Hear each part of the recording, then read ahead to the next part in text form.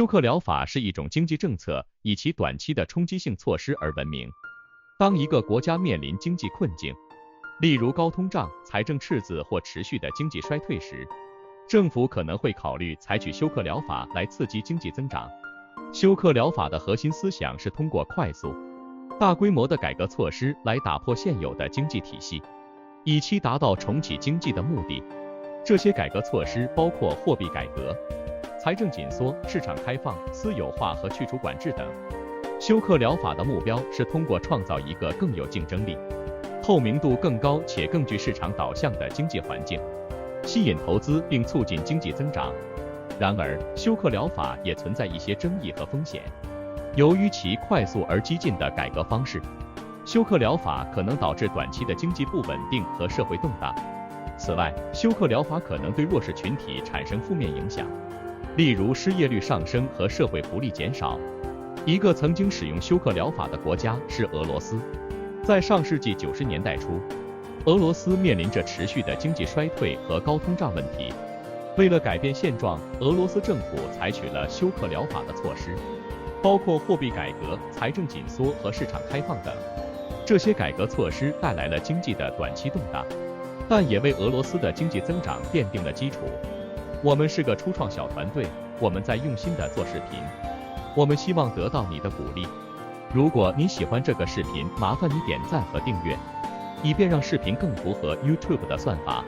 如果你不喜欢或者有其他想法，请在留言区告诉我们，谢谢你。在上世纪90年代初，俄罗斯面临着严重的经济困境。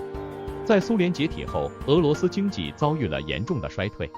通货膨胀率飙升，财政赤字不断扩大。面对这一危机，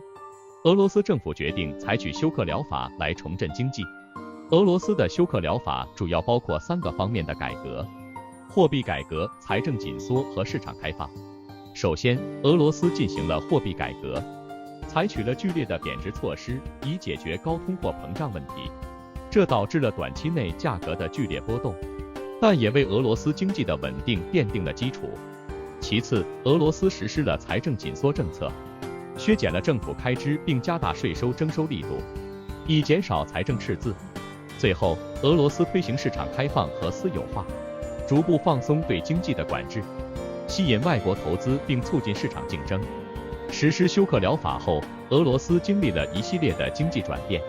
首先，通货膨胀得到了有效控制，货币改革成功地稳定了俄罗斯的通胀率，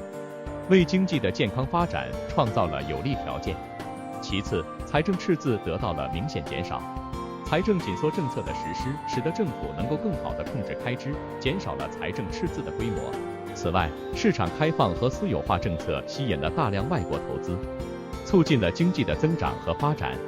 然而，俄罗斯的休克疗法也伴随着一些负面影响。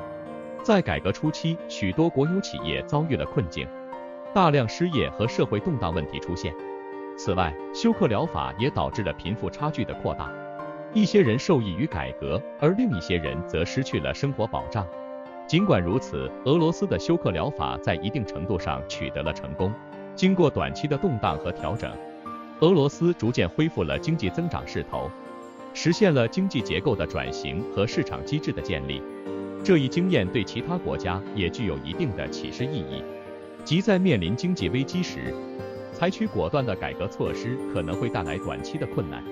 但有助于实现长期的经济稳定和增长。总之，俄罗斯的休克疗法通过货币改革、财政紧缩和市场开放等措施，成功地刺激了经济增长。尽管伴随着一些负面影响，但休克疗法为俄罗斯经济的转型和发展奠定了基础，提供了宝贵的经验教训。这一政策的实施需要谨慎考虑，结合国家的实际情况和利益平衡，以实现可持续的经济发展。能看到这部分的朋友，我谢谢你的支持鼓励，我给你点个赞，你也给我点个赞好吗？实施休克疗法对其他国家的影响是复杂而多样的。一方面，俄罗斯的休克疗法向其他国家展示了一种在经济危机中采取果断行动的方法，并取得一定的成功。许多国家受到了这一经验的启发，开始考虑采取类似的政策来应对自身的经济挑战。在亚洲金融危机爆发后，一些亚洲国家也采取了类似的休克疗法措施，例如韩国、印度尼西亚和泰国等国家实施了货币贬值、财政紧缩和市场开放等政策，以应对金融危机的冲击。这些国家希望通过加强货币政策的灵活性，削减政府开支和吸引外国投资来稳定经济局势。尽管这些措施在短期内可能带来一些困难，但他们为这些国家的经济复苏和发展奠定了基础。另一方面，一些国家在实施休克疗法时遇到了困难和挑战。在拉美地区，许多国家尝试了类似的政策，但效果并不尽如人意。这些国家的经济结构和政治环境与俄罗斯存在差异，因此休克疗法在这些国家的实施过程中遇到了阻力和反对意见。此外，一些国家在实施休克疗法时没有充分考虑到社会保障和贫富差距的问题，导致社会动荡和不稳定的局面。然而，无论成功还是困难，俄罗斯的休克疗法都提供了宝贵的经验教训。